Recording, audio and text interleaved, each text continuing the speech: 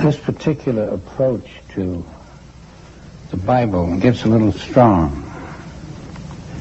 And if you're deeply rooted in the church, you may resent it because I'm going to get stronger. And it has to be explained very carefully. What amazes me is that the public who really is aware of a certain element of truth tolerates things that are not acceptable if they stop and think. But they don't think, and these things that are not acceptable go right past them and are assimilated into everyday living. I've been rather strong about wanting to divest ourselves of certain obligations which we have inherited. I've been wanting to get rid of certain elements of the thought that follows when you read certain facts in the Bible that are facts, and people are used to thinking of it in a different way. So you're always going against the grain. But you know, the way I go against the grain makes me embarrassed because I don't do it strong enough. I feel that the Bible is so contrary to what everybody thinks about it that in order to do it well, you'd have to be a revolutionary. For instance, were you aware of the fact that everything that has been said by me in a milder way has been said stronger in the Bible? I mean everything. Not one word that I have said isn't in the Bible in a stronger way. Everything that we are doing is trying to catch up and alert people that the Bible is fooling them. They are reading it one way, and the church is letting them read it one way because they want to fool the public. But when you read it the way it should be read, you can see that this is a very serious matter because there are many millions of people who live by the Bible. And when you have the wrong truth, when you have the untruth, and you live by the untruth, thinking you're living by the truth, the world goes astray.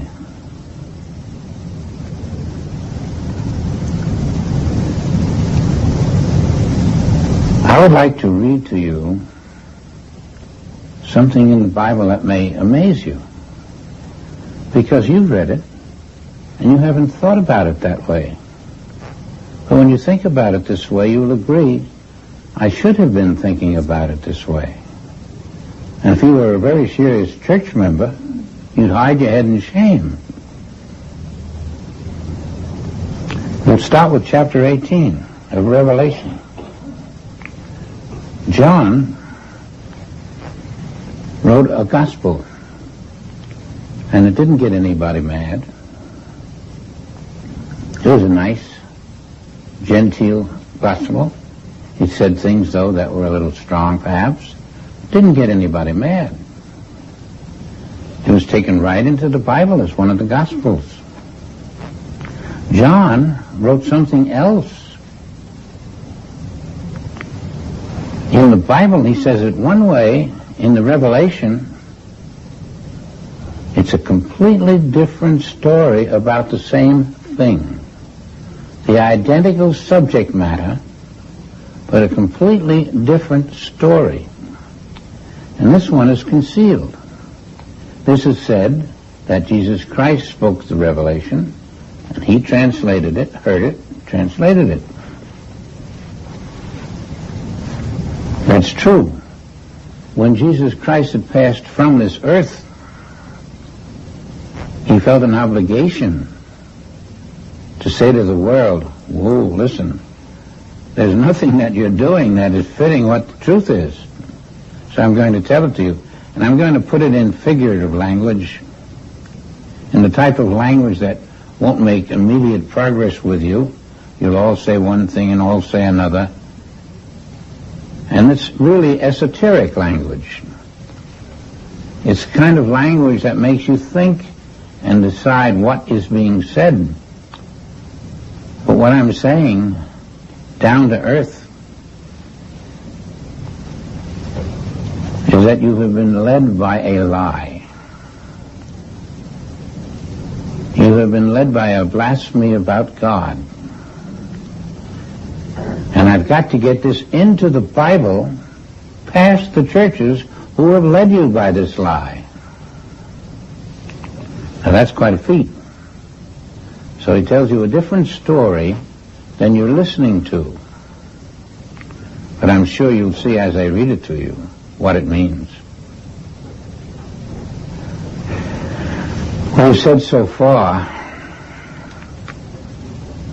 that the world was not made by God. You don't find that statement directly in the Bible, but you know it's true. John and Jesus say something about it which you never dreamed of, which you never dreamed they said. You find it at the beginning of chapter 18.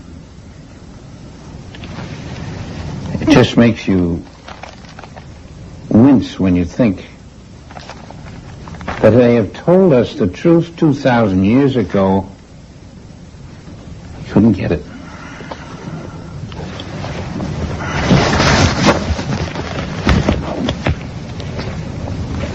This is chapter 18. It's called The Fall of Babylon. What is Babylon? What do you think Babylon is? This world. Babylon is this world. Why is it falling?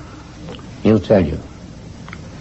This was said 2,000 years ago, and we are saying it just now. Do you see how truth is delayed? And after these things, I saw another angel come down from heaven, having great power, and the earth was lightened with his glory. And he cried mightily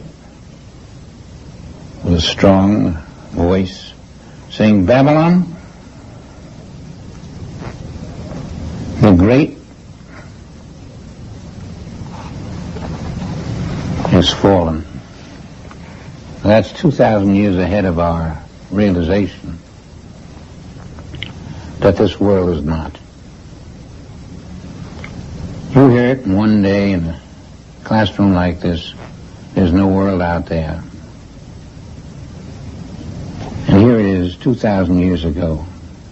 2,000 years ago. Why did you get it just now? Babylon has fallen. And we are finding that our Babylon, our world, is Babylon.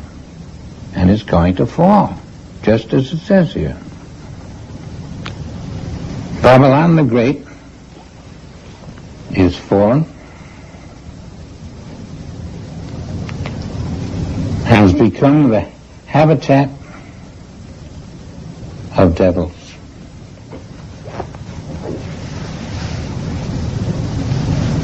Do you realize that our present civilization is being described?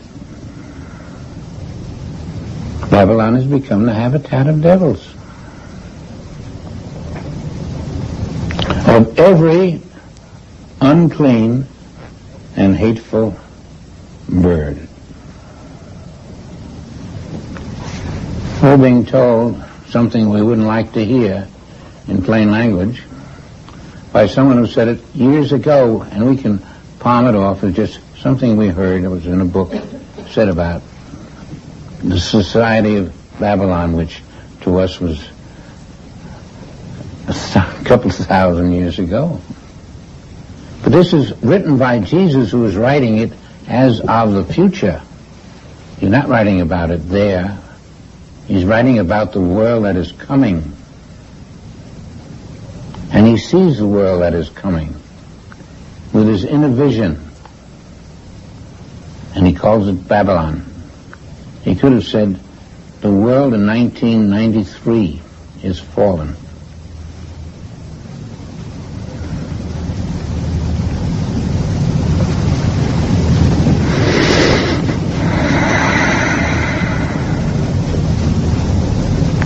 It will become the habitation of devils and a very unclean and hateful bird.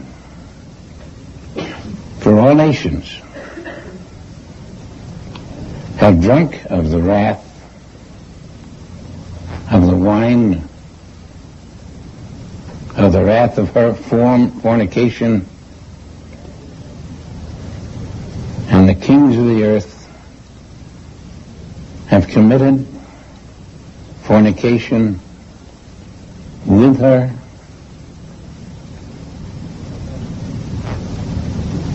and the merchants of the earth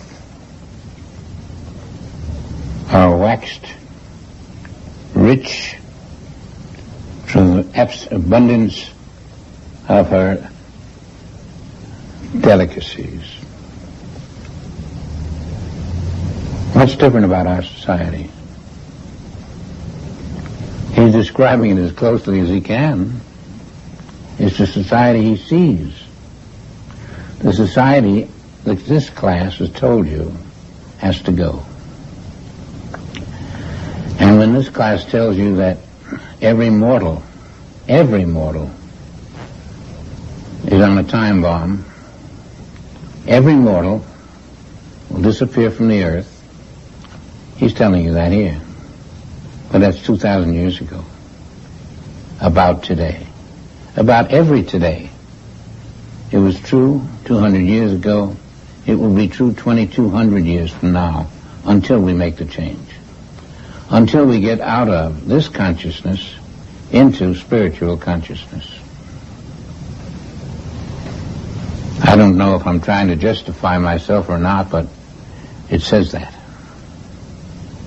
I'm trying to interpret it to what it's saying, being said, and what I see is he is describing our civilization today.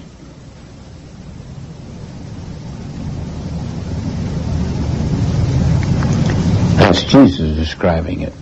The Christ is telling you that we've got to get out of this civilization because it's uncivilized. I don't have any axe to grind about its goodness or badness. But we are discussing this as friends, and you must tell friends the truth. This civilization cannot last. We know it. Now, where will you be 200 years from now? It won't last. You cannot go beyond your lifetime. So everyone who's present today, 60 years, you're all somewhere else.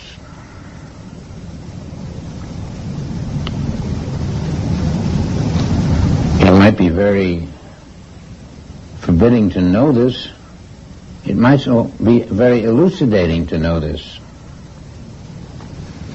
You can say to yourself, well, what can I do about it? Am I going to take this lying down? Whether I like it or not, in 60 years, I won't be here. I hadn't thought of that. Not only I won't, nobody will. There'll be a whole new crop of innocent, starry-eyed people, not knowing that they have a time limit.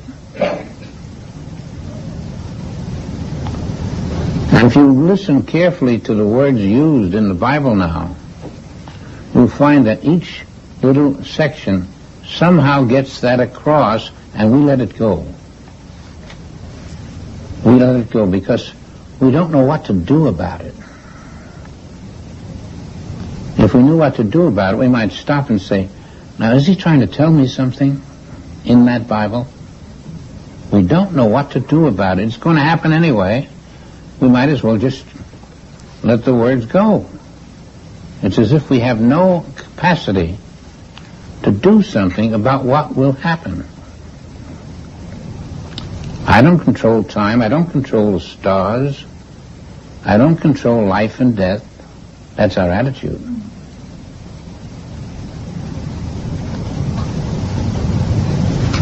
So why do we read this?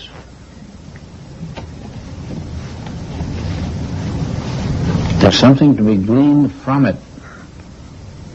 If your perceptions are keen, if you're aware that this man is telling something to the world after he had been crucified and shown that he is not crucified, he issues the revelation saying, see, I was not crucified, and I want to tell you about this world that I was in. What a world. Everybody dies. It's talked about life everlasting, but everybody dies. Don't you see you're in an imitation world? A total imitation. And the Bible wants to get this to you, but you have to be alert to catch it.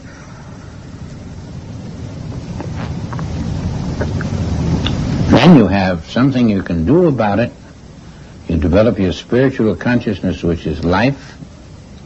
You get out of the material consciousness, which is death.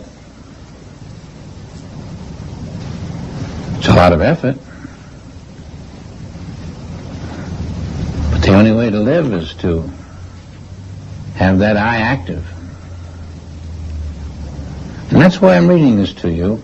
It seems like, where do you come off telling us all these things? I'm not telling you anything. I'm reporting. It's all here, every word of it. And I'm reporting what it says, and it says that if we stand and watch the world go by, it will bury us. Whether we win a war or lose a war. Whether we beat cancer or don't beat cancer. Whether our child grows up or whether our child dies at birth. We're living in an imitation universe which is not the universe of the Father.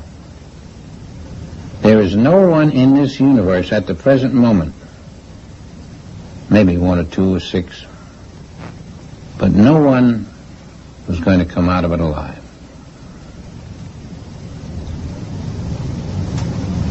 And very shortly, within 80 or 90 years. Don't you see that it is an imitation and we're to know it? And Spirit wants us to know it.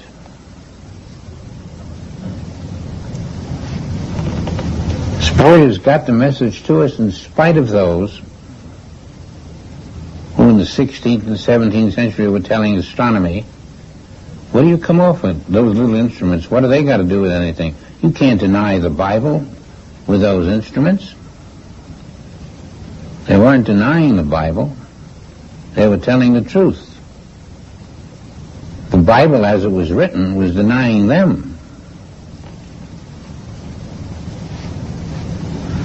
But religion was upholding the past for its own self-interest. You see that? Its own self-interest. They were keeping alive with the donations of the world.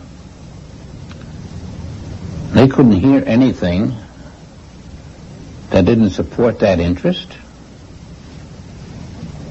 So if you were strong enough to get up a message that people would listen to, which wasn't what the church message was, you were taking your life in your hands. Off you go.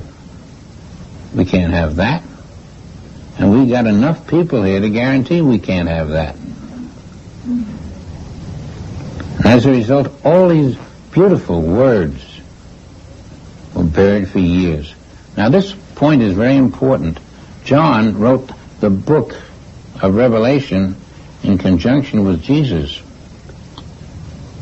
He also wrote the Gospel. And if you examine them, they're two different books completely. In the Gospel, he uses such nice language, sweet language, good language, uplifting language. And here he calls a spade a spade. It's two men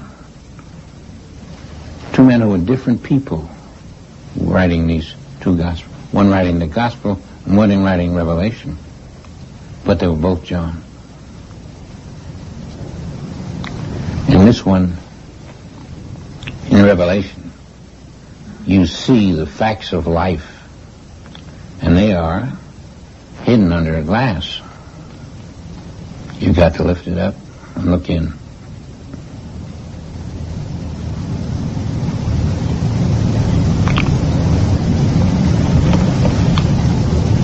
And Jesus, of course, in his life, anticipating just what did happen,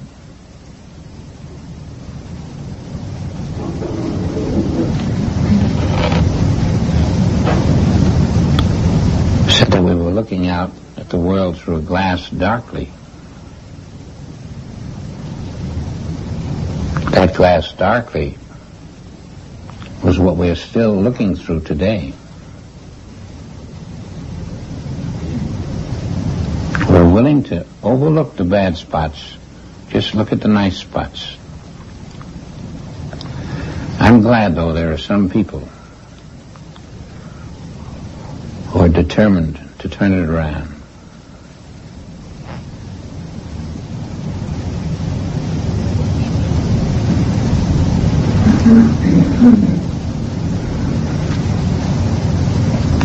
A man asked me the other day what the cosmic mind was. I'm going to tell him.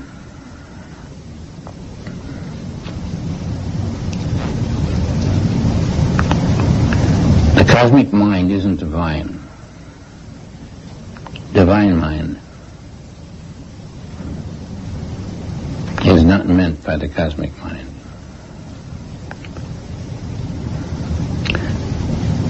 You may not know it, but in the cosmic mind, you're worshiping the group thought.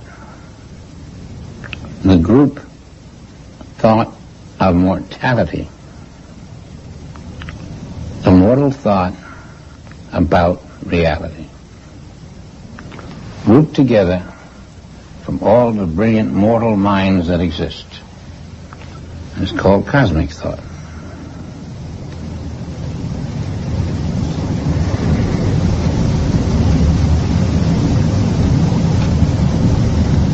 You might call cosmic thought the world or universal mind.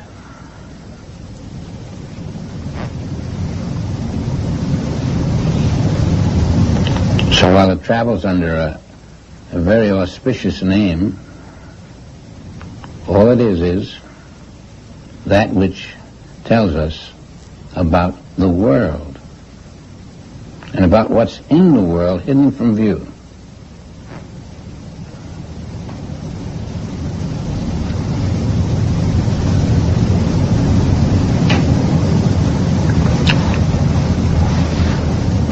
We cannot let ourselves be hypnotized by important phrases so that we think when we are working for the world mind, the cosmic mind, that we are doing something wonderful. We're being trapped.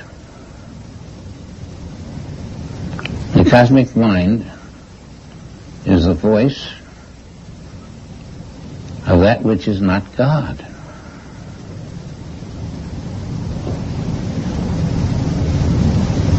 The cosmic mind is what puts an arm in your shoulder. It's what makes you walk. It's what blows the east wind and the west wind. It does these vast projects.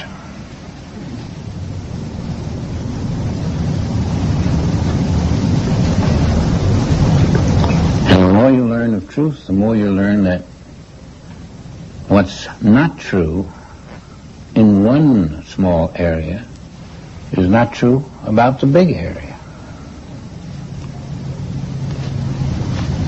You're worshiping something that is not godly.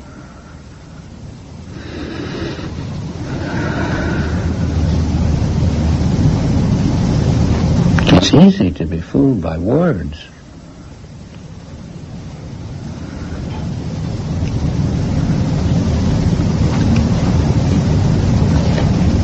I want to finish reading this in Revelation chapter 18, talking about for all the nations have drunk of the wine of the wrath of her fornication.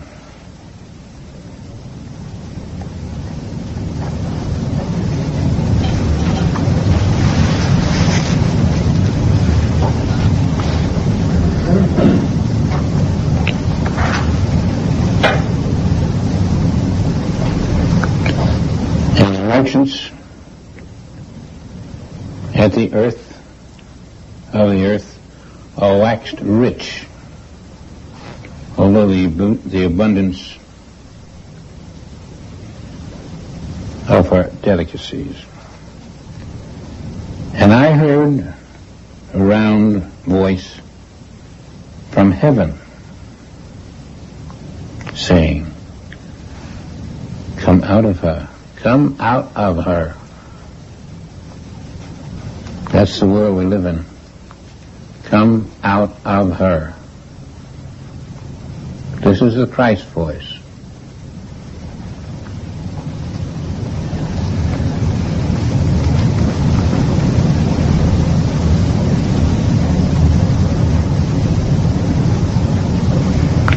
That you be not deceived by her plagues.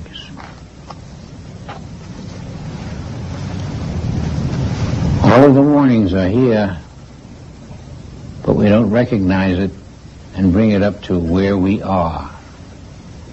That's about another day to most people. Christ doesn't speak about another day. Christ is speaking, and Christ speaks what he wants at the time it's spoken. Christ is alive. Every word Christ spoke is still true, just as was when he spoke it.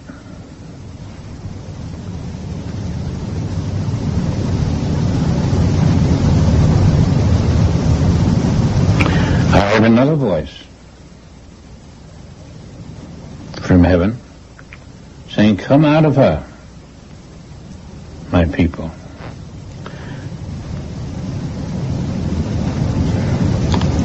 That ye be not partakers of her sins."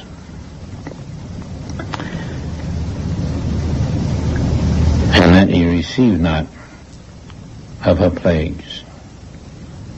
For her sins have reached unto heaven, and God hath remembered her iniquities. It's rather vague talk to tell you that there's something wrong on the earth. And what's wrong on the earth is all these things that is an imitation of God's creation.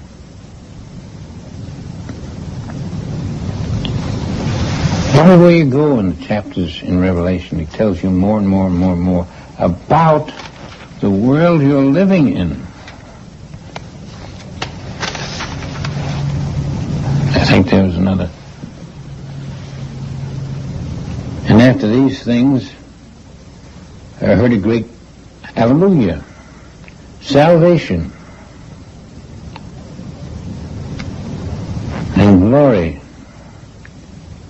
and honor, and power unto the Lord our God. For the true and righteous are his judgments. Now he's discussing the difference between what the world thinks and what the truth is. For he hath judged the great whore, which did corrupt the earth. And when was that corruption? When was that corruption? If there's not a mortal alive, if there's not a mortal thought that's true, when was the great corruption?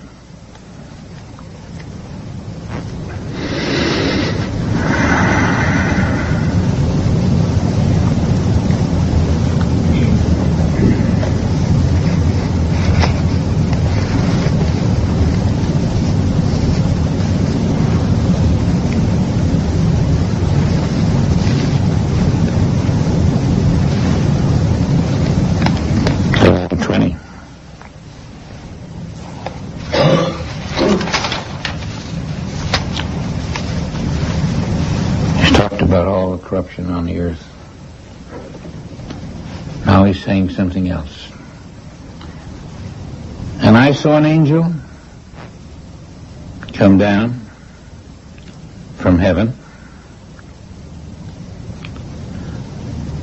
having the key of the bottomless pit.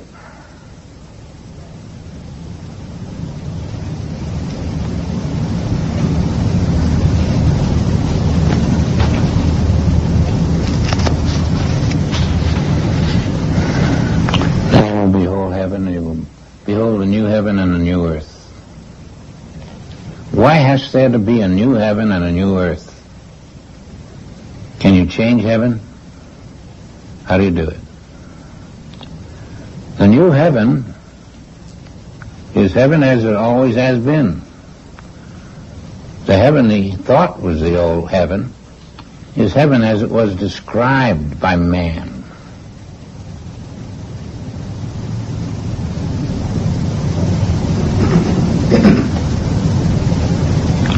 In other words, when we go through this revelation with a fine comb and rout out the negatives, the untruths, we have a couple of chapters only. There's nothing here but what's wrong. Open your eyes. He's saying that the world is blind. And we are catching up to what he was saying. The world is blind.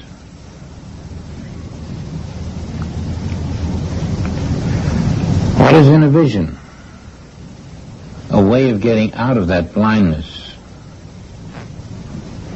A way of looking at the invisible and discovering what is, instead of looking at the visible and discovering what is not.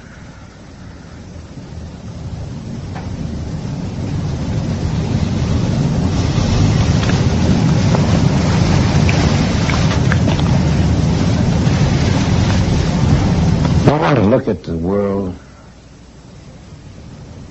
and see what's behind the world, how the world got there.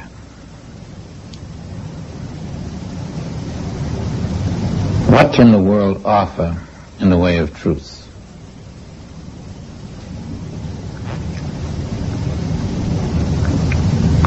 The answer is very little. You might say nothing, and it would be true. The world offers the opinions of men.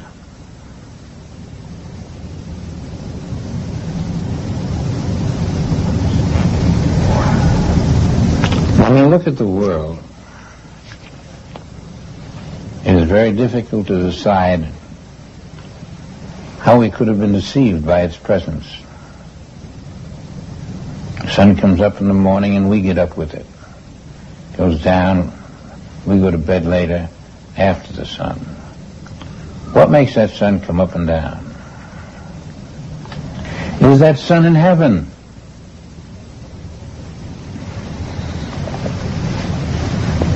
It's not even there.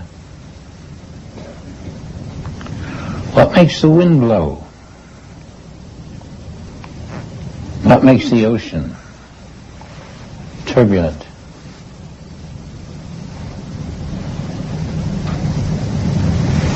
Not God. God didn't create waves.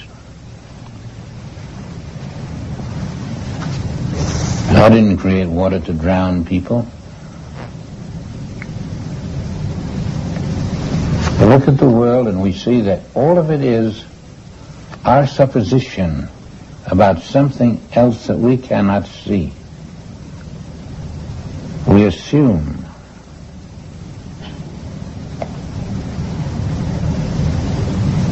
With our 2020 vision, we assume all that we think we know. And then our 2020 vision tells us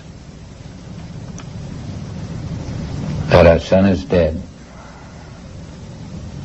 Our 2020 vision tells us many things, and we do not stop to think this is a supposition. The truth is not what we are seeing. No one has ever seen, not one person alive has ever seen heaven. And everybody thinks they're going there. They don't know what it looks like.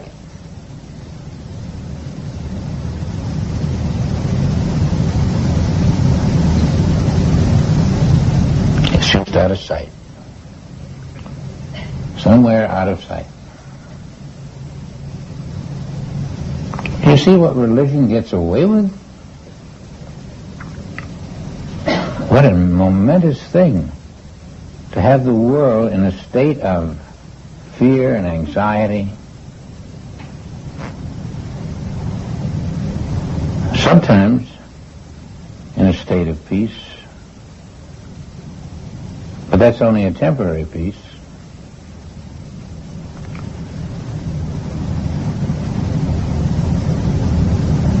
Can you believe that this is intentional? That this is something that religion itself turns away from, and as if I'm not part of that, but I am part of it. I want you to come and be a member of our congregation. And then why? Can you tell me the truth? What do you mean? What's the truth? Well, Jesus is telling me the truth. John is telling me the truth.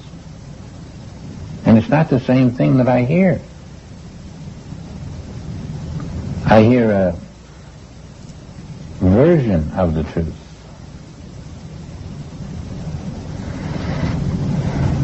Meanwhile, my family is a little older, a little grayer, a little closer to a certain point that they would not like to be. And I've got to pay on these plots of ground.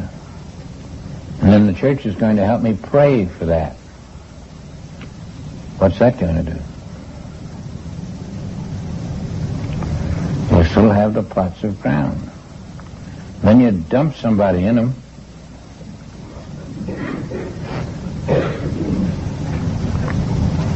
it's really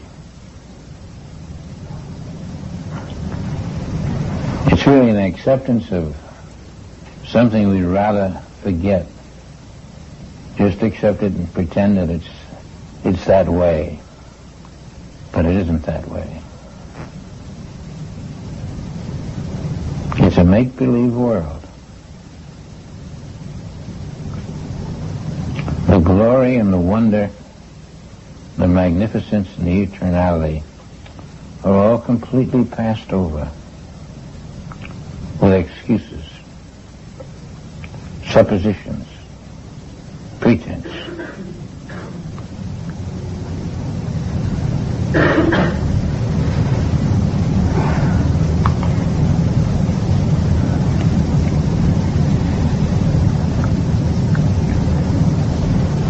So when we take this world and look at it as something that we're going to walk through, something we're going to discard like a cloak, that we may live in the reality of the universe created by God, that we may become eligible to live in our kingdom.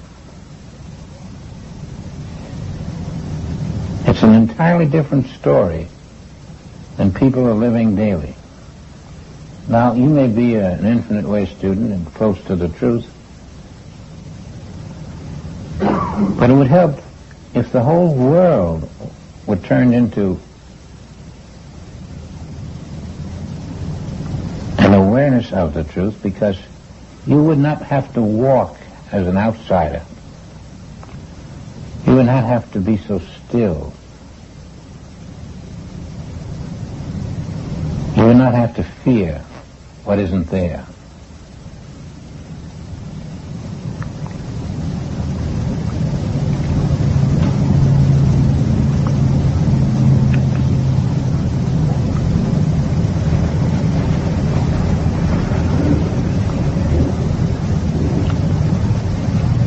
Let's take a case of an infant who grows up,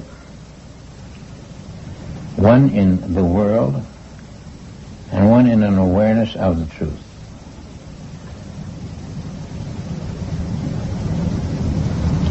What happens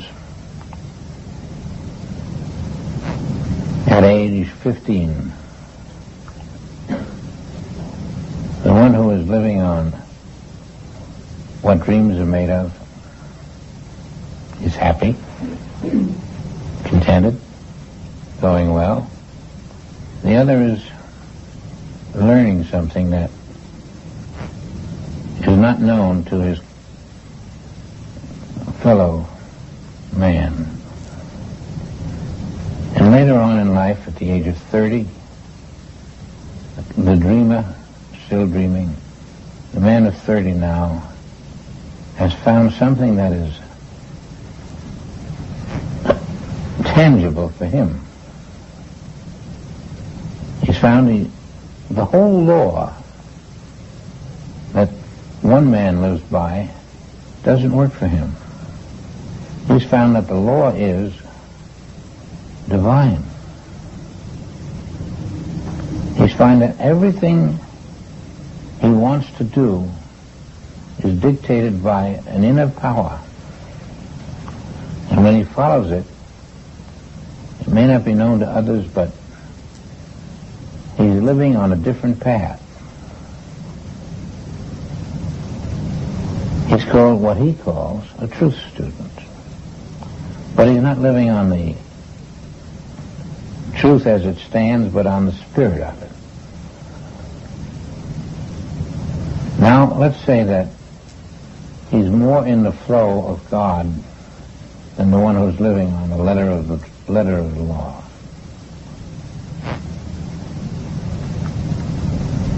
And when he reaches 40 and 50 and has children of his own and is able to deepen,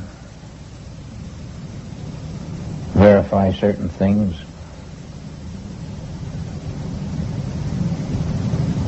he doesn't find that life has become shorter than it was. He's only got 20 or 30 years to go. Oh no, he's 50, but he doesn't have 20 or 30 years to go.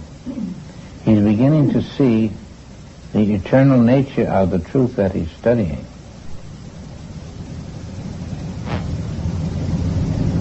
He already has passed the point of accepting the mortal picture.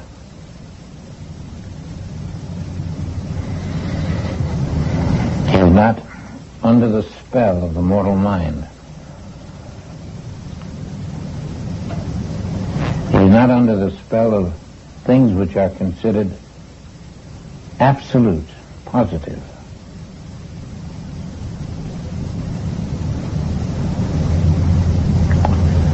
This person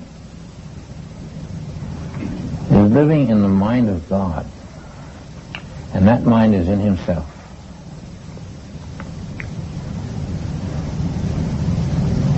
able to take all that comes to him, sift it out easily, and to know what must be done. Each thing he does then is now become a divine activity. The other fellow, not aware of that. He's working by the laws of chance. You see then, as we divide the world into two camps, the ones who are living by the Word of God and the ones who are living by the authority of the human mind are divided. One is going to pass away, and one is going to be led into the divine kingdom. Now we here today are those who are being led into the divine kingdom. I don't think I have to say it, I think we know it. When we read the Bible and the errors and the beliefs just stick right out so we can almost pull them as off a tree, that's not for us. We're not about to fool ourselves. We want the truth because the truth is what God put here for us to live by.